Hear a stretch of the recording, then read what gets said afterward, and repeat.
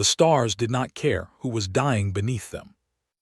They burned the same way they always had, cold and distant and silent, while the wreckage of 17 Velunari warships drifted through the dark in pieces.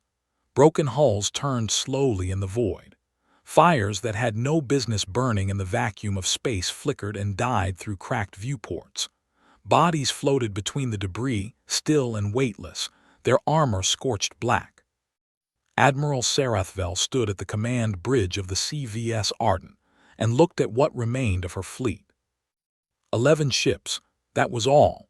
11 ships against the 412 vessels of the Kelthari Dominion, which sat in a wide, patient formation less than 80,000 kilometers away.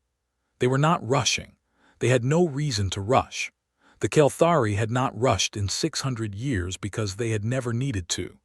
They moved like a slow tide, steady, inevitable, and impossible to stop.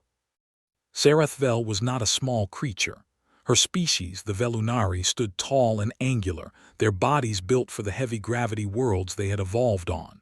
She had 6 limbs, 4 eyes arranged in a wide arc across her narrow head, and a carapace the color of deep ocean water. She had fought in 9 major battles over her military career. She had won 7 of them. She had survived all 9.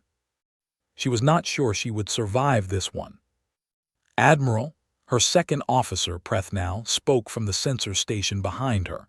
His voice was low and careful, the way voices got when people were trying very hard not to sound afraid. The Kelthari fleet is holding position. They appear to be waiting. They are letting us understand our situation, Sarathvel said. She did not look away from the viewport. It is what they do. They are patient. They want us to know that there is no way out before they close the distance. Prethnal was quiet for a moment. Is there a way out? She did not answer him, because the answer was no, and they both already knew it.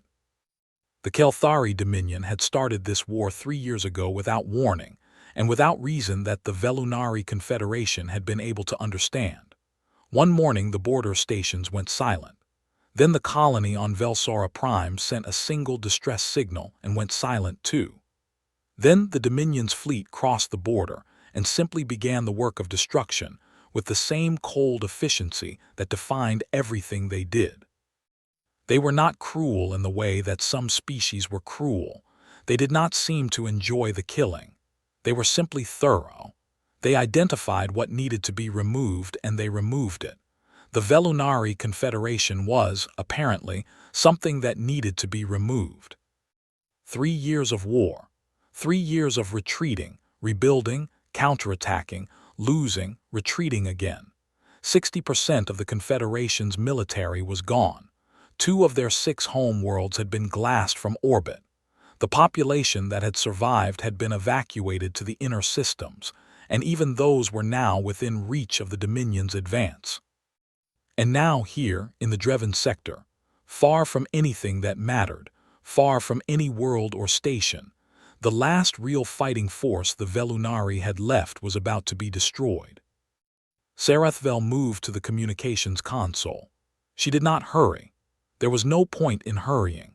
She pulled up the long-range transmitter and opened a channel on every frequency the Confederation used, and several that were not Confederation frequencies at all. She broadcast into the dark in every direction, toward every relay station and receiver in range. This is Admiral Sarathvel of the CVS Ardent, commanding officer of the Velunari 7th Defense Fleet. We are in the Dreven sector at coordinates 479 by 221 by 88. We have 11 vessels remaining. We are facing the full force of the Kelthari 2nd Expansion Fleet. We cannot hold. We cannot retreat. I am transmitting this message to anyone capable of receiving it. Any allied vessel, any neutral vessel, any vessel at all. She paused for just a moment. If anyone is out there, now would be the time. She closed the channel. She did not expect an answer. The nearest Confederation reinforcements were 6 days away at maximum FTL. There were no allied species with military forces anywhere near this sector. The Galactic Assembly had issued 3 formal condemnations of the Kelthari's actions, which had accomplished exactly nothing. The rest of the galaxy had watched the Velunari losing this war with the quiet, uncomfortable sympathy of people watching a disaster through a window, sad about it, but not willing to step outside. "The Kelthari fleet is beginning to move," Prethnal said. "Slow advance, all 400 vessels." "Of course." Sarathvel walked back to her command chair and sat down. "Signal all remaining ships, form a defensive line. We will make them work for it." "Yes, Admiral." The Ardent hummed around her as its systems powered up for battle. She could feel the vibration through the floor, through her chair, through her feet. She had always found that feeling strangely comforting. It meant the ship was alive. It meant they could still fight, even if fighting meant very little now. The tactical display in front of her showed the Kelthari fleet moving in perfect formation. 412 contacts, all of them advancing at a slow, controlled speed. No rushing, no aggression, just the quiet advance of something that knew it had already won. Then the display did something it had not done in a long time. It added a new contact.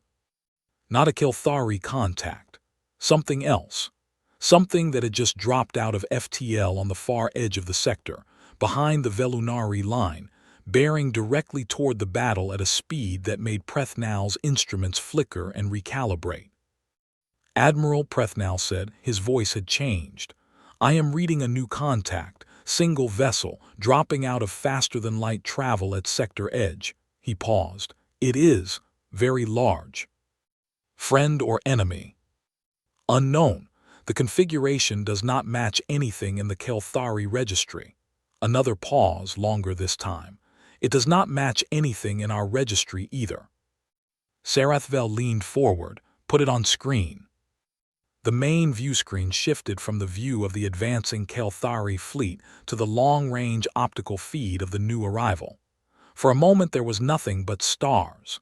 Then the distortion of FTL exit rippled across the image, a shimmer of bent light, a wash of radiation, and then the ship appeared. It was enormous. Not large the way Kelthari capital ships were large. Not large the way Velunari carriers were large. It was large the way a mountain was large, the kind of size that did not seem like it belonged to a moving thing. It was dark gray, almost black, angular and heavy, built without any of the smooth curves that most spacefaring species used in their designs. It looked less like a ship and more like something that had been cut out of solid metal and told to move. There were weapons arrays along every surface, dozens of them, maybe more, in configurations none of them recognized. The crew of the Ardent had gone completely silent. Every person on the bridge was staring at the view screen. Even the Kelthari fleet had stopped its advance. The new ship's running lights came on. They were red. It flew no flag, but it was broadcasting an identification signal on an open channel, and when the Ardent's translation system processed the signal, the words that came back were in standard Galactic, clear and unhurried. "United Earthship Thermopylae, registry number UES 7714, Sol Defense Fleet, Human Republic." A moment later, a second transmission followed. Audio only. A voice, a human voice, low and calm, carrying none of the panic that every other voice in the sector currently held. "This is Vice Admiral Mara Solano of the UES Thermopylae. We received your distress signal, Admiral Sarathvel. We apologize for the response time. We came as fast as we could." Prethnal turned slowly from his station and looked at Sarathvel with all four of his eyes wide open. "Humans," he said, like he was not entirely sure the word was real. Sarathvel stared at the massive shape on her view screen. She had met two humans in her life. Both of them had been diplomats, small, soft creatures with two eyes and no carapace, who smiled too much and spoke too loudly, and seemed completely unaware of the fact that they were, by any biological measure, extremely fragile. She looked at the ship they had sent. She looked at the 400-vessel fleet. It was flying directly toward. She opened a channel back to the Thermopylae. "Vice Admiral Solano," she said carefully, I want to be certain you understand the situation. There are 412 Kelthari warships in front of you." The response came back without any delay at all. "Yes, ma'am, we can see them." "And you came alone." A short pause, not a nervous pause, more like the pause of someone glancing at something and confirming a detail. "We did." Sarathvel sat with that for a moment. Then she asked the only question that seemed worth asking. "Why?" And Vice Admiral Mara Solano, from somewhere deep inside that vast and terrible ship, answered in a voice that was almost gentle. "Because you called, and because that's what we do." The Thermopylae did not slow down. Inside the UES Thermopylae, everything was calm. That was the first thing that would have surprised anyone watching from the outside. A single vessel flying toward 400 warships should not have been calm. The people inside it should have been running, shouting, preparing for death in some dramatic and frantic way. But the Thermopylae's bridge was quiet. People sat at their stations and did their jobs. Someone in the back was eating a sandwich. Two officers near the navigation console were having a low argument about something that had nothing to do with the battle ahead. A damage control technician was asleep in his chair, his head tilted back, and nobody had woken him up because his shift didn't start for another 20 minutes. Vice Admiral Mara Solano stood at the center of the bridge with a ceramic mug of coffee in her left hand and a mission briefing in her right. She was not a large woman. She was of average height for a human, with dark hair pulled back from her face in a way that suggested function over style, and eyes that were a specific shade of brown that looked ordinary until you noticed how still they were. Most people's eyes moved around when they were thinking. Solano's did not. They found something and stayed on it. Right now they were on the tactical display, which showed the full Kelthari formation ahead. 412 ships. She looked at them the way a carpenter looks at a wall, measuring, calculating, already thinking about what needed to be done and in what order. "Weapons range in 14 minutes, her tactical officer, Commander Jin Hara, said from his station. He was a compact man with a serious face who had served under Solano for 6 years. He had learned over those 6 years not to ask unnecessary questions. Kelthari fleet has reformed. They've closed their gap. They're still not moving toward us." "They're confused," Solano said. She took a sip of her coffee. "They've never seen anything like us. They don't know what we are yet." "Should we hail them?" "Already done. Standard challenge." She set the briefing tablet down on the edge of the console. "If they withdraw, we let them go. If they don't, we proceed." Hara nodded and went back to his work. The Thermopylae had been built over 11 years in the shipyards above Titan, and the humans who built her had not been in a hurry and had not been cutting corners. She was 12 kilometers long from bow to stern. Her armor was layered, 40 meters of composite material that had been developed specifically, because human engineers had sat down and asked the question, what is the worst thing an enemy could possibly fire at us, and how do we make sure it doesn't matter? The answer had taken 4 years to develop and another 3 to manufacture at scale. But the result was a hull that absorbed directed energy weapons, deflected kinetic rounds, and distributed the force of missile impacts across a surface area so large that nothing short of a star going nova was going to crack it open in one shot. Her weapons were a different matter entirely. The Kelthari used directed energy weapons almost exclusively. They were good ones, efficient, fast, long range. Most of the civilizations in the galaxy had settled on directed energy as the dominant weapons technology over the last 3 centuries because the physics made sense and the results were reliable. Humans had looked at directed energy weapons and decided they were not enough. The Thermopylae carried 22 railgun batteries along her upper and lower hull, each one capable of accelerating a 2-ton tungsten slug to a significant fraction of the speed of light.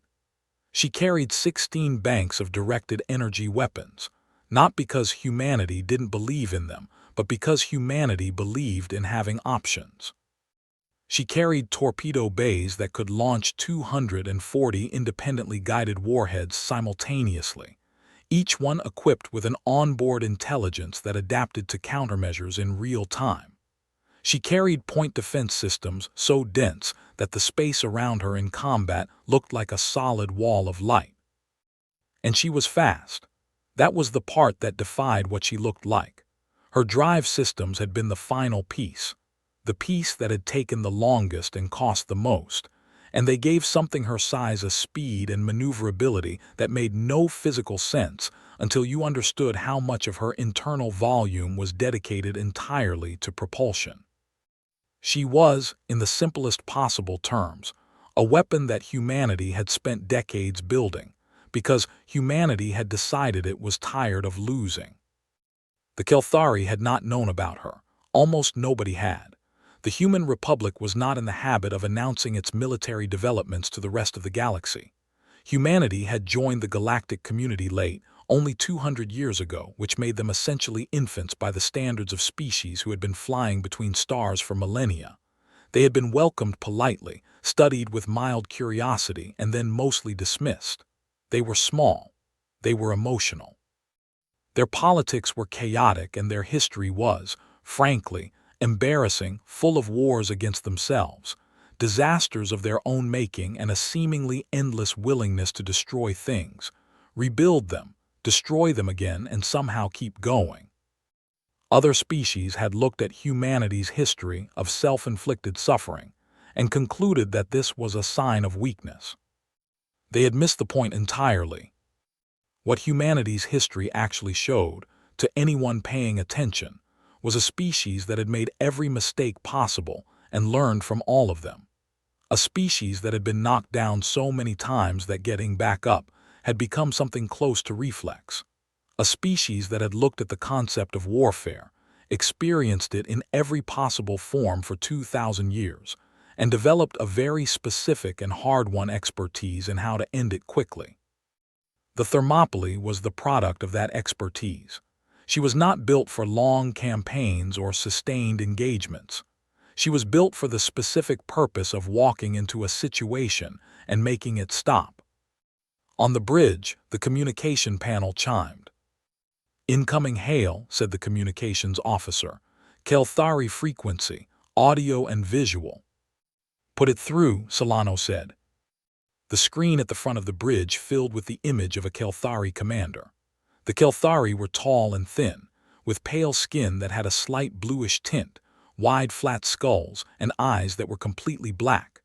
They wore armor that was partly mechanical and partly biological, grown from some material that moved slightly even when its wearer was still. The one on the screen had markings on his armor that indicated high-rank overlord, the translation system said. His name was Vane Scareth. He looked at Solano for a long moment. She looked back. "You are the commander of this vessel," he said. His voice came through the translator flat and without inflection. "I am," Solano said. "You have entered a combat zone with a single ship." He seemed to be working through this fact carefully. "You are here to defend the Velunari remnant." "I'm here because they called for help." Another pause. Vane Scareth looked at something off-screen, sensor readings probably, looking at the Thermopylae's size and trying to make sense of it. "You are aware that you are alone." "I'm aware." "You are aware of the size of my fleet." "I am." Solano set her coffee mug down on the armrest of her chair. "Are you aware of what I'm flying?" Vane Scareth looked back at her. His black eyes were unreadable. "It is a large ship," he said. "Size alone does not determine the outcome of a battle." "No," Solano agreed, "it doesn't." She let that sit for a moment. Then she said, "I'm going to give you one opportunity to withdraw. All 412 vessels back across the border, and this engagement ends here. The Velunari fleet will not pursue. We will not pursue. You go home and this stops." The silence on the channel was the kind of silence that comes before something decides what it is going to be. Vane Scareth made a sound that the translation system flagged as laughter. "One ship," he said. You come with one ship and you offer us terms." "I do." "Then you are either very brave," he said, "or very foolish." Solano picked her coffee back up. "You have 30 seconds to decide which one," she said. Vane Scareth closed the channel. On the CVS Ardent, Admiral Sarathvel watched the exchange on her own screen. Her crew was dead silent around her. Even the hum of damaged systems seemed to have gone quiet, as if the ship itself was holding its breath. Preth now leaned close to her. "Do you think they will withdraw?" he asked. "No," she said. "Do you think the humans know what they are doing?" She looked at the Thermopylae on her tactical display. The enormous shape of it, moving at full speed, not slowing, not turning, just coming, patient and inevitable as anything she had ever seen. "I think," she said slowly, "that the humans have done this before." 30 seconds passed. The Kelthari fleet opened fire. Every directed energy weapon on 412 warships fired at the same moment. The beams converged on the Thermopylae in a storm of light that was visible from the Ardent across 80,000 kilometers of space. The energy output was enough to crack a moon.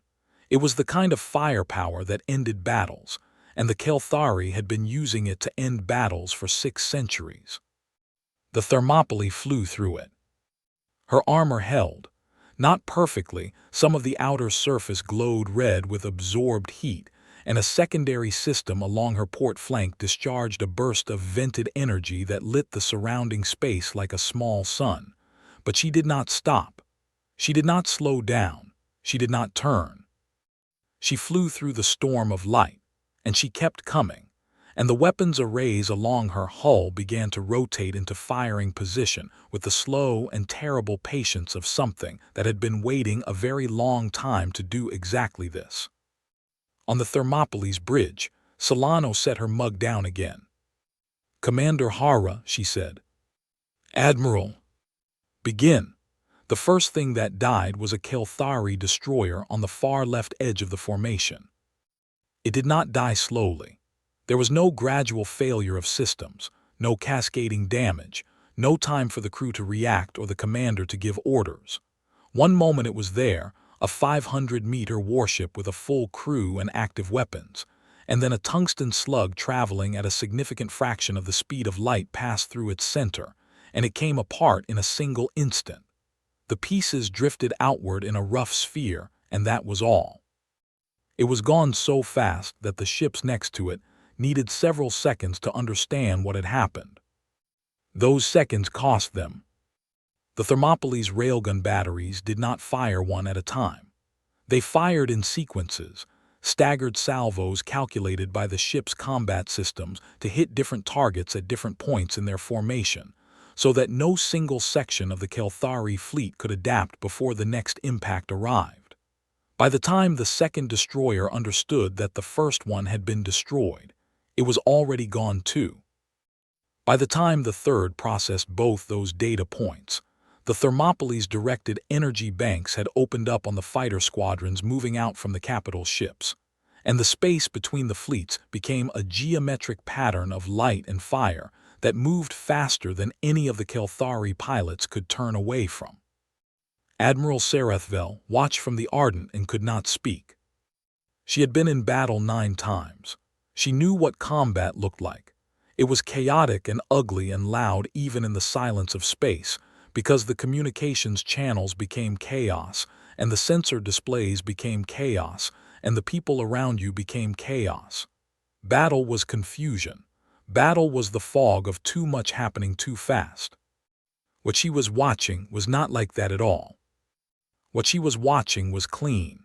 It was methodical. It was almost quiet in the way that a machine is quiet, functioning exactly as intended, producing exactly the result it was designed to produce, wasting nothing. The Thermopylae moved through the Kelthari formation like something that had decided where it was going and was simply going there. She was too large to dodge in the way a smaller ship could dodge, but she didn't need to dodge. She had known, her crew had known, her engineers had known, that anything the Kelthari could fire at her would not be enough. So instead of moving away from the weapon's fire, she moved toward the fleet, closing the distance, making her own weapons more accurate, and the enemy's response more difficult because they had designed a warship around the assumption that she would be hit and had built her to not care. The Kelthari formation began to break at around the 8-minute mark. It started on the left flank. 3 destroyers pulled out of formation, not retreating, just trying to reposition to find a better firing angle. In the process, they left a gap. The Thermopylae's tactical systems identified the gap and pushed a torpedo salvo through it, 40 warheads moving independently, each one tracking its own designated target, each one adapting to the countermeasures being thrown at it by the ships it was heading toward. 37 of the 40 reached their targets. The gap became a hole. On the Kelthari command ship, Overlord Vainscarath was shouting orders into his communication system and receiving back nothing useful. His fleet commanders were reporting. They were all reporting the same things. Energy weapons had no visible effect on the human vessel's primary hull. Kinetic countermeasures were being absorbed or deflected. Fighter squadrons sent to close in were being destroyed by point defense systems before they could get within firing range. "Concentrate fire on a single point," he ordered. "All available weapons on the bow section, if we saturate a single location." Overlord. His weapons officer's voice had a quality in it that Vainscarath had never heard before in 600 years of Kelthari warfare. It took him a moment to identify it, because it was so unfamiliar. "The ship is accelerating. It's coming directly toward the command group." Vainscarath looked at his display. The Thermopylae was indeed accelerating. She was not heading for the edges of the formation or trying to break out or find a weak point. She was heading straight for the center, where the capital ships were, where the command group was, where the highest concentration of Kelthari firepower was. She was going toward the most dangerous place in the battle on purpose.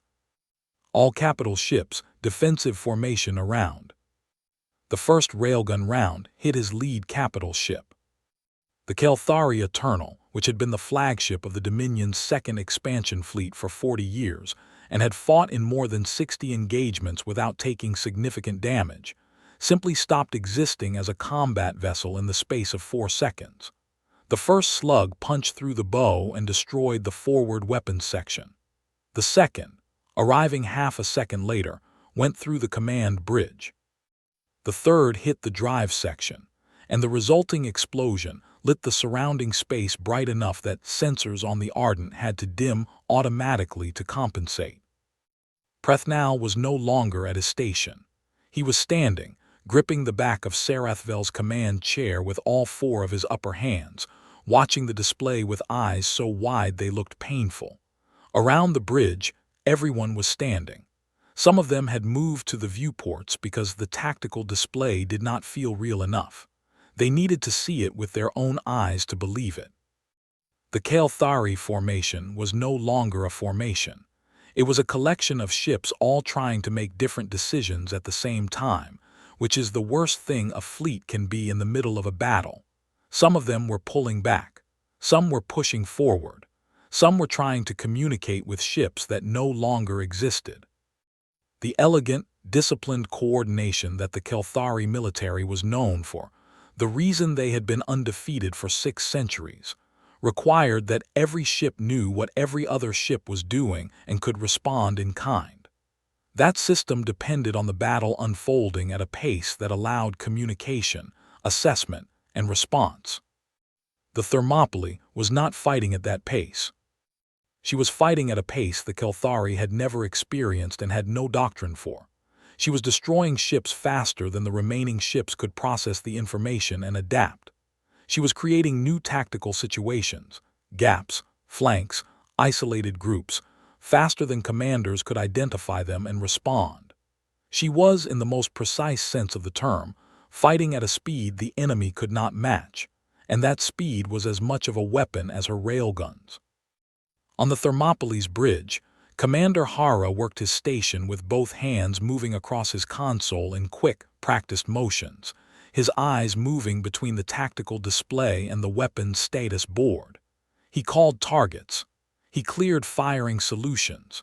He coordinated between the railgun batteries, the energy weapons, and the torpedo bays in a rhythm that he had practiced 10,000 times in simulation and had never had to use in real combat until today. He had worried before this whether the simulations were accurate. They were accurate. Solano watched from her command chair. She had not picked up her coffee again. She was completely still, watching the display, listening to the reports from her department heads, occasionally speaking a quiet order. She looked less like someone in the middle of a battle and more like someone watching a plan come together the way plans almost never do in real life. Because that was what was happening. Exactly this. Everything they had prepared for, everything the Thermopylae had been designed and built and crewed to do, it was working, with a precision that was almost hard to accept even for the people doing it. At the 20-minute mark, the Kelthari's fighter wings were completely gone. They had launched almost 300 fighters in the opening minutes of the engagement. The Thermopylae's point defense grid had handled them in waves, methodically, without any of the main weapons batteries even needing to redirect attention from the capital ships. At the 31-minute mark, Overlord Vainscareth sent a fleet-wide withdrawal order. It was too late for most of them. The ones on the outer edges of the formation, the ones who had been pulling back since the early minutes, had enough distance to make the jump to FTL. 19 ships managed to escape. The remaining 393 were either already destroyed or too close to the Thermopylae and too damaged to generate an FTL window. Vainscareth's command ship was in the second category. His drives were gone. His weapons were gone. He sat in his command chair in a darkened bridge with emergency lighting flickering around him, and he listened to the silence where his fleet used to be, and he tried to understand what had just happened. He had the data. He could see the numbers. 393 ships destroyed. 19 escaped. One human vessel had done this in 47 minutes. He opened a channel to the Thermopylae. He was not sure why. There was nothing useful to say. His ship was dead in space. His crew was alive, but there was no way out. He opened the channel because there was nothing else left to do. Solano's face appeared on his screen. She looked the same as she had when he'd spoken to her before the battle. No excitement, no triumph, just the same still brown eyes looking at him across the ruin of everything he had commanded. "Overlord Vainscareth," she said, "your vessel is not combat capable. I am reading life signs aboard. If you power down your remaining systems and hold position, we will collect your crew and see to any wounded." He stared at her. "You would take prisoners." "We would take survivors," she said. "There's a difference." He sat with that for a moment. "What are you?" he asked, not strategically, not as a military question. It came out the way things come out when a person has run out of all other questions. "What kind of species does this?" Solano did not answer immediately. She seemed to think about it, which was not what he had expected. He had expected a boast, a declaration, something large and loud to match what she had just done. Instead, she said, "The kind that really doesn't want to have to do it again." In the broken quiet of his darkened bridge, Overlord Vainscareth reached forward and powered down his ship's last active systems. And the battle, if that was even the word for it, was over. 47 minutes, 412 ships, one human vessel with a small scratch along her port flank, and a crew that was already writing up the damage report and arguing about dinner. On the CVS Ardent, Admiral Sarathvel had not moved from her chair in a very long time. The bridge was completely silent. On the tactical display, the Kelthari contacts were gone, either destroyed or fled, and the Thermopylae moved through the debris field with the slow, careful patience of something that was already finished and knew it. Prethnal, still standing behind her, finally spoke. His voice came out very quiet, like he was afraid speaking too loudly would break something. "Admiral," he said, "we're alive." "Yes," she said. "We're alive because of them." "Yes." He was quiet for a moment. Then, "I did not think humans could do something like that." Sarathvel looked at the shape of the Thermopylae on her screen, large and dark and still moving, patient as a mountain, real as anything she had ever seen. "Neither did I," she said softly. "Neither did anyone." The debris field spread across 40,000 kilometers of the Dreven sector, and the Thermopylae moved through it slowly. She was not alone in the debris field. The 11 surviving Velunari ships moved with her, staying close in the way that people stay close to a fire after a very cold night. Not because they were directed to. Not because tactical doctrine required it.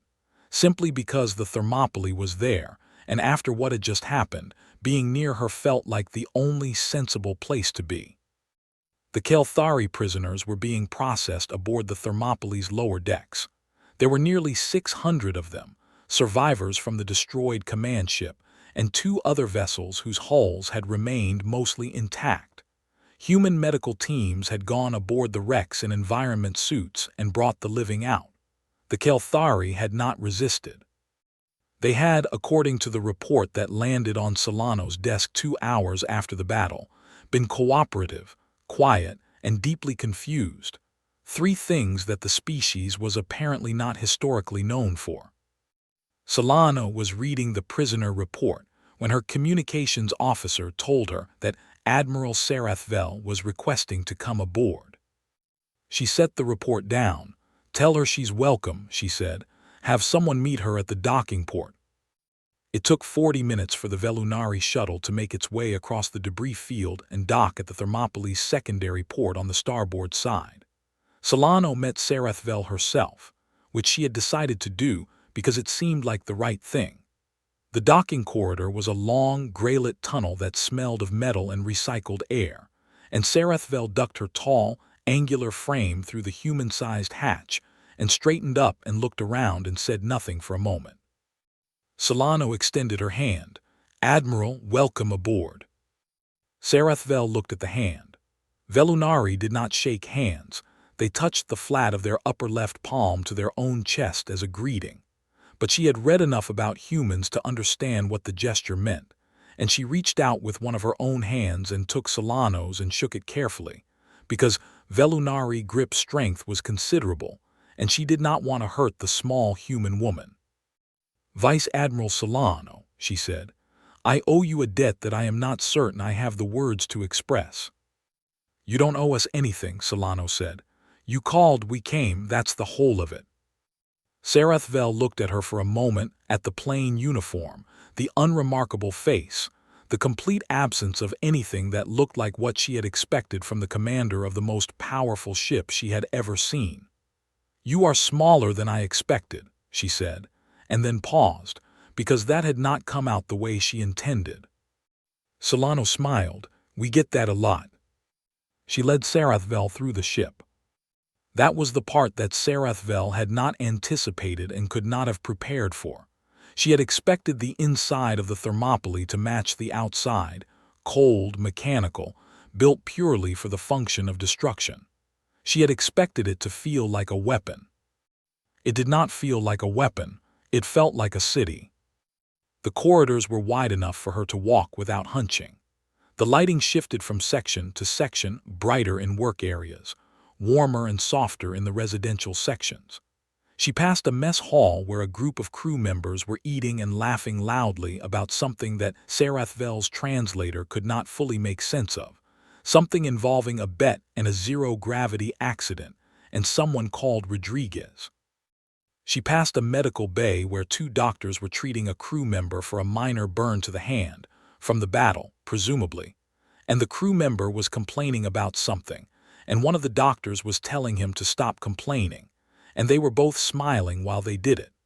She passed a small room where someone was playing music on a stringed instrument, the door half open, the sound drifting into the corridor like it had nowhere important to be.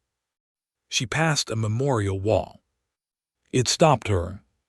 Solano noticed and stopped walking. She waited.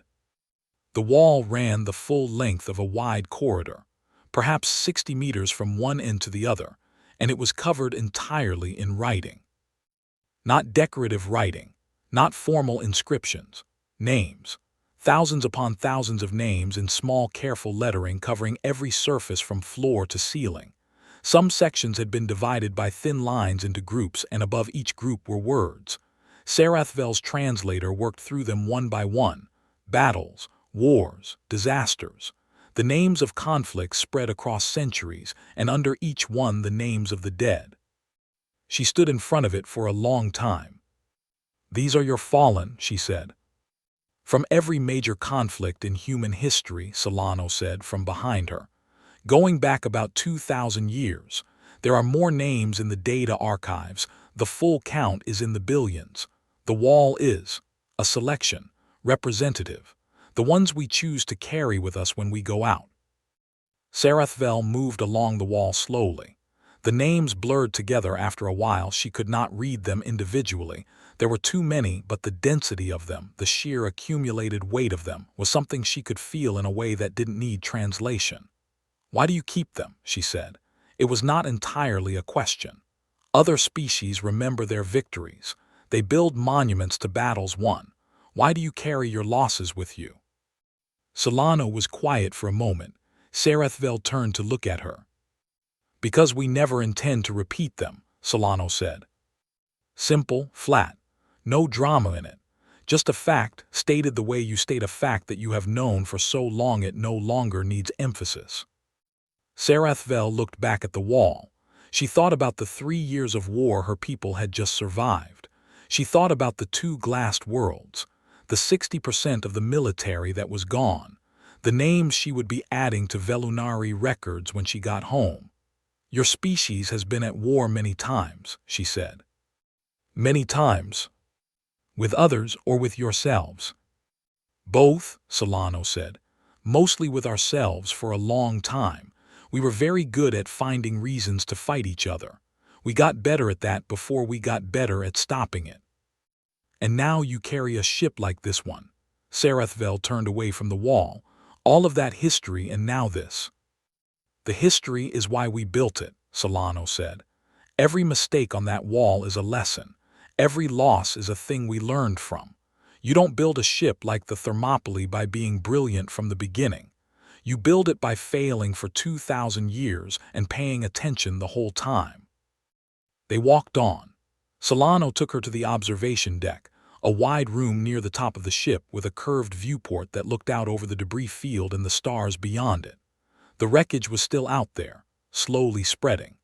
Sarathvel looked at it and felt something that she could not name precisely, not satisfaction, because too many of her own people were dead for satisfaction to be possible, but something close to the feeling of a weight being put down after a very long time carrying it.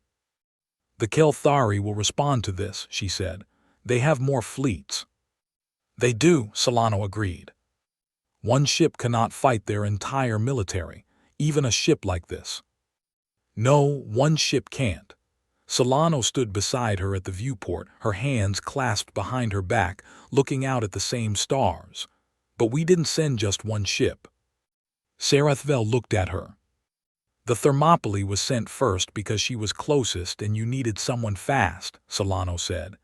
"But when your distress call reached us, the Human Republic Senate convened within 6 hours. There was a vote." She paused. "It was not a close vote." "What was the vote on?" "Whether to respond to the Velunari situation as a military matter or a diplomatic one." Solano glanced at her. "It was not a close vote." Sarathvel processed that. "How many ships are coming?" Solano looked back out at the stars. "Enough," she said. "That's the honest answer. Enough that the Kelthari Dominion's military advisors, when they receive the battle data from today's engagement, will be faced with a set of numbers that leads them to a very specific conclusion." "Which conclusion?" "That continuing this war costs more than ending it." Solano said it without heat, without victory in her voice, just the flat statement of a calculation that had already been done. The Kelthari are rational. They have always been rational. That's actually their weakness. They run the numbers and they believe the numbers. When they run these numbers, the numbers will tell them to stop. Sarathvel was quiet for a long moment. Outside the viewport, a piece of Kelthari hull drifted past, a large piece, maybe 30 meters across, with the Dominion's markings still visible on its surface. "My people have been fighting for 3 years," she said finally. Her voice came out quieter than she intended. "We lost 2 worlds. We lost most of our fleet. We lost," she stopped, started again. "We had stopped believing this would end." Solano did not say anything immediately. She let the words sit the way people let words sit when they understand that the person saying them needed to say them. Then she said very simply, "It ends now." Not a promise made carelessly. Not the kind of thing people said to make other people feel better.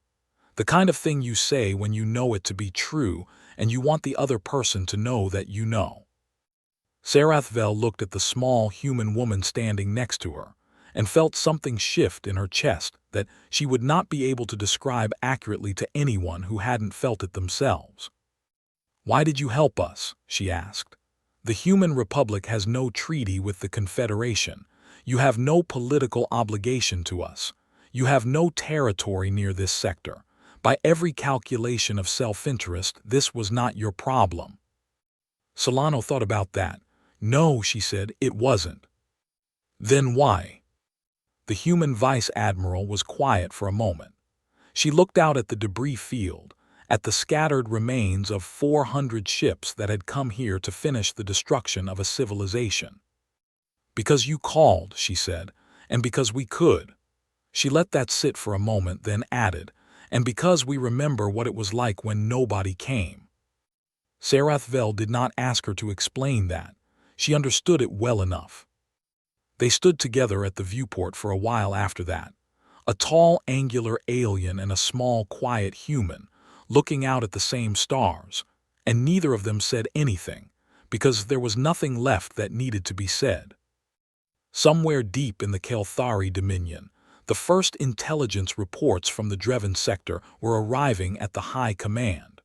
Officers were looking at numbers that did not make sense. Advisors were being called into rooms and asked to explain data that their models had not predicted and their experience had not prepared them for. And in the shipyards of the Human Republic, work continued, quietly, steadily, without announcement or ceremony. The ships took shape in the dark above Titan and Mars and Ganymede, shift by shift, weld by weld, with the patient and unhurried efficiency of a species that had decided some time ago what it was going to do and was simply doing it. The Kelthari High Command met in a room with no windows. This was tradition, the chamber where the Dominion's most senior military minds made their most important decisions had been built underground, on the Kelthari home world, 400 years ago, and it had no windows because the founders had believed that windows were a distraction. Commanders needed to see the data, not the sky. The sky changed. The data was the truth. Today the data was very difficult to look at. 12 military advisors sat around the long obsidian table. At the head sat Supreme Commander Arith Vol, who had been leading the Kelthari military for 30 years and had overseen the expansion that had doubled the size of the Dominion's territory in 2 decades. He was old by Kelthari standards, his pale skin more translucent than it used to be, his black eyes slightly dimmer. He had not slept since the reports from the Dreven sector had arrived. He was looking at a number. The number was 47. 47 minutes. That was how long it had taken one human ship to destroy 412 vessels of the second expansion fleet. His analysts had reviewed the battle data 14 times. They had run the numbers through their tactical models 17 times. Every time the result came back the same. There was no scenario in which the outcome changed. There was no version of the battle in which the Kelthari fleet found a different answer, because the problem was not the tactics. The problem was the ship itself, and the problem with the ship was that it could simply do things that nothing in the Kelthari arsenal could stop. The room had been arguing for 6 hours. The argument had passed through several stages: denial, reanalysis, renewed denial. A brief and uncomfortable period of silence, and now something that had not yet settled into a name, but felt very much like the early stages of fear. "We can recall the third expansion fleet," one advisor said. "Full force, concentrated assault." "On one ship," another said. "We would be throwing more ships at a problem that more ships have already failed to solve." "The third fleet is larger than the second." "The second was 400 ships." Silence. Arith Vol looked at the data again. Specifically, he looked at the section his intelligence division had quietly included at the bottom of the report, the part about what they had been able to discover about the Human Republic's overall military capacity in the hours since the battle. It was incomplete information.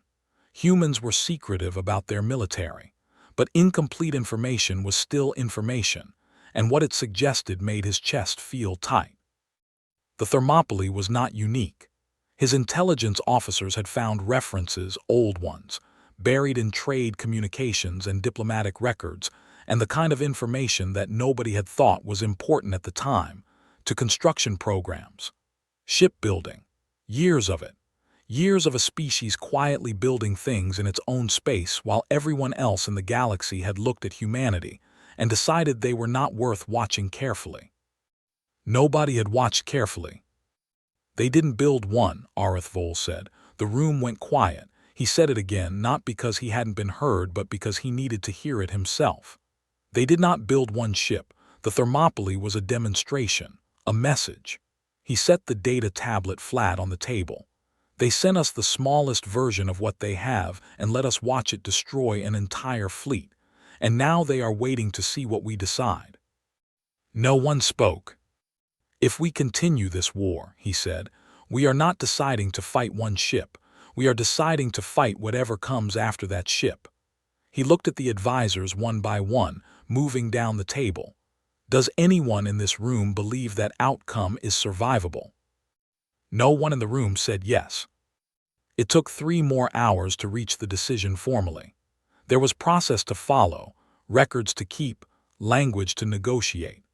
But the conclusion had been reached in that first moment of honest silence, and everything after it was simply the administration of a choice that had already been made. The Kelthari Dominion would seek terms. The news reached the Velunari Confederation capital 3 days later, and the response was something that did not have a simple name. Relief and grief and exhaustion and disbelief all arrived at the same time, which is what happens when something you stopped hopping for suddenly becomes real. There were gatherings in the streets of cities that were still standing. There were quiet ceremonies in the cities that weren't. There were calls to the families of the dead, which are always the hardest calls to make regardless of the news you are calling with. Admiral Sarathvel was in her office aboard a Confederation station when the official notification came through. She read it. She set it down. She sat very still for a while. Then she wrote a message to Vice Admiral Mara Solano. She kept it short because long messages were difficult right now, and because she suspected the short version contained everything that mattered. She wrote, "The war is ending. My government is beginning formal negotiations with the Dominion. Your name will be in our histories for as long as we keep histories. I am not certain that is sufficient, but I want you to know that it is true."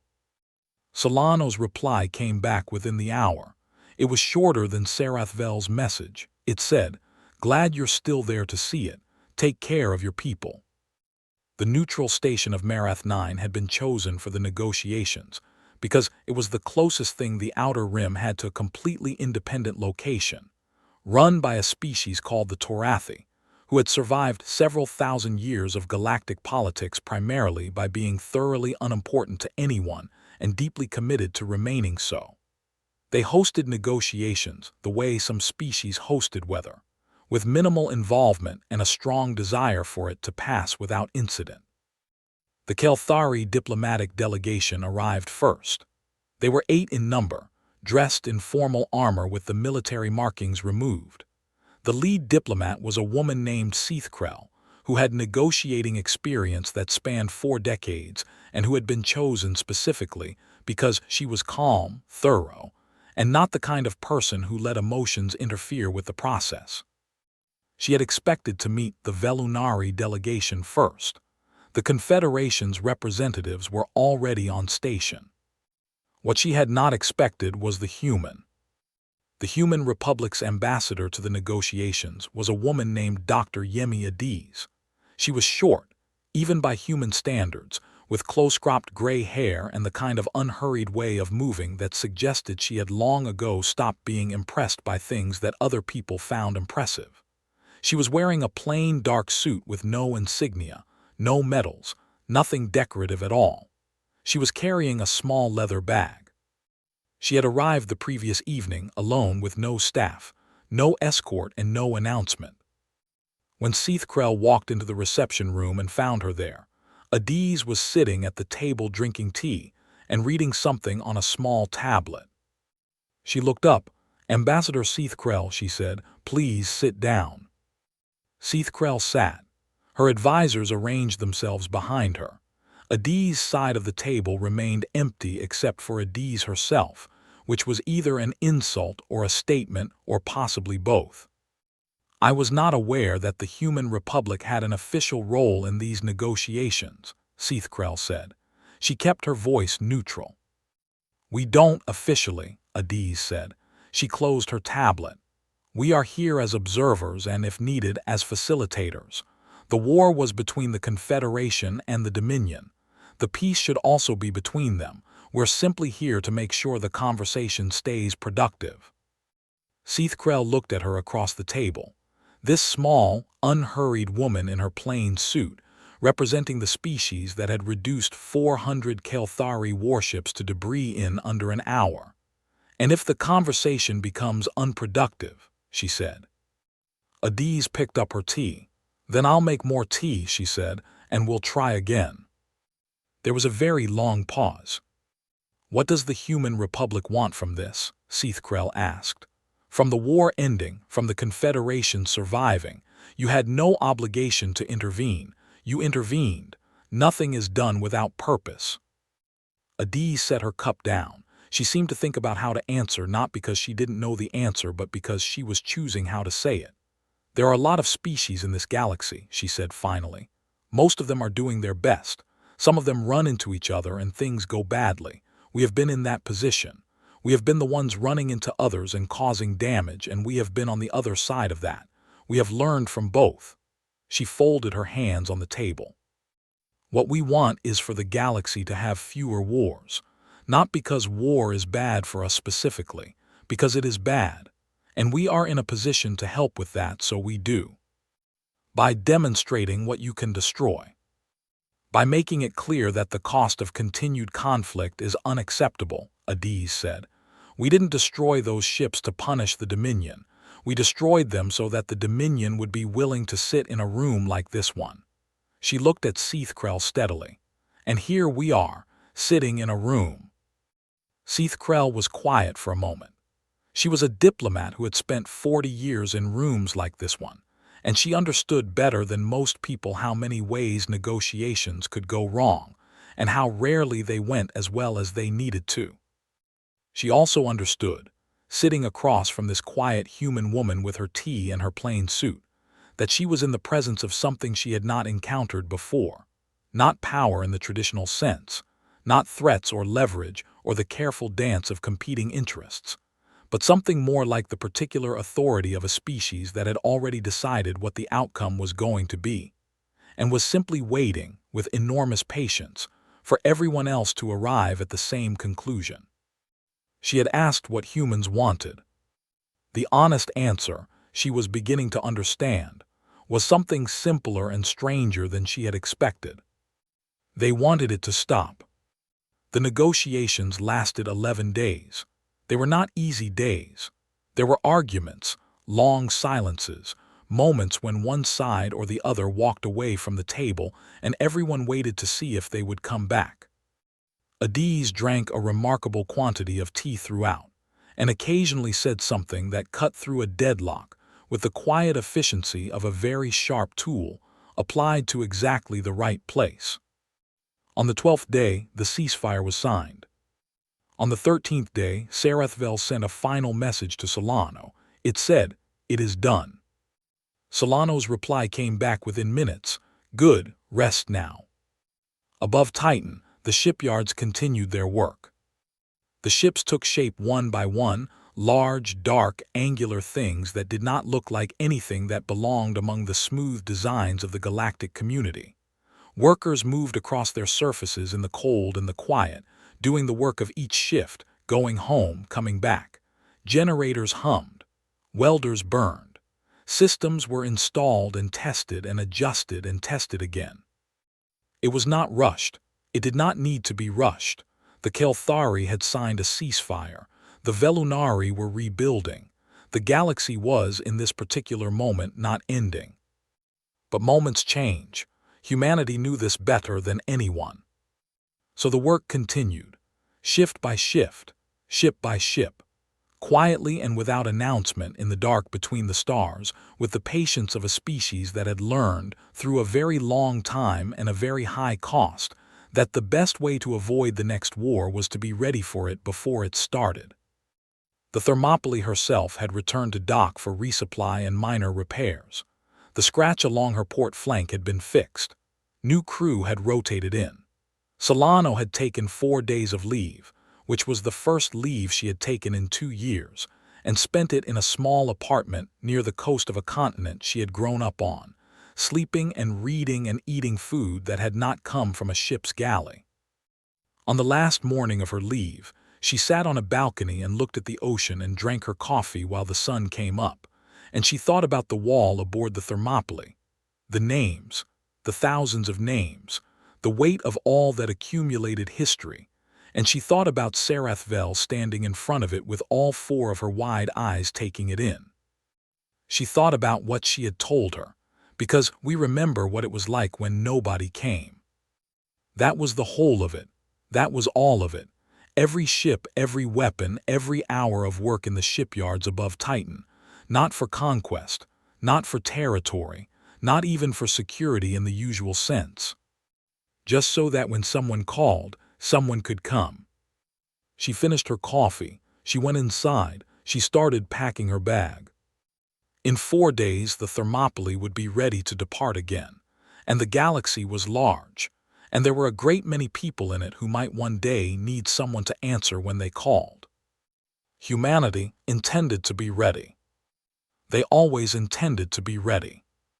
That in the end was the whole of the doctrine, not the ships, not the weapons, not the force that could end a 400-ship battle in 47 minutes. Just the simple, stubborn, endlessly human decision to show up. To answer the call. Every time,